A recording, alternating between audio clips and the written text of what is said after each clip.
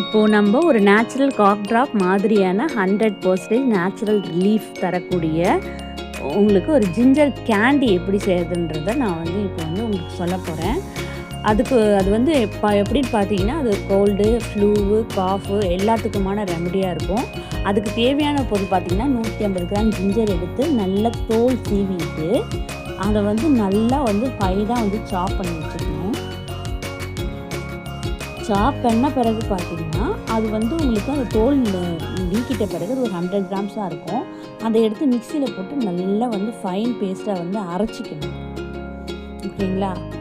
அரைச்சதுக்கப்புறம் அதை ஒரு பேனில் போட்டு நல்லா பார்த்திங்கன்னா நம்ம நல்லா வதக்கணும்.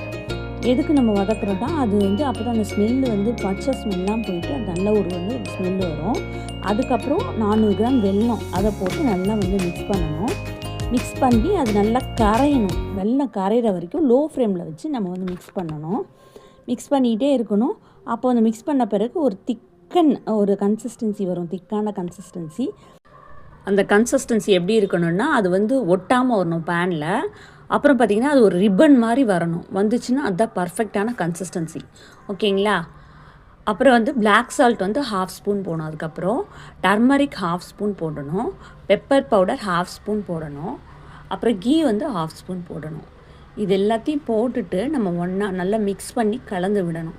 ஓகேங்களா? இதெல்லாம் நல்லா கலந்த பிறகு நம்ம பார்த்திங்கன்னா, அது வந்து செட் ஆகிறதுக்கு கரெக்டான கன்சிஸ்டன்சியான்னு பார்த்துட்டு, அதுக்கப்புறம் அதை நம்ம வந்து ஒரு பட்டர் பேப்பரில் வந்து பார்த்திங்கன்னா ட்ராப்பாக ஸ்பூன் வச்சு இது பண்ணணும், அதை ஊற்றணும்.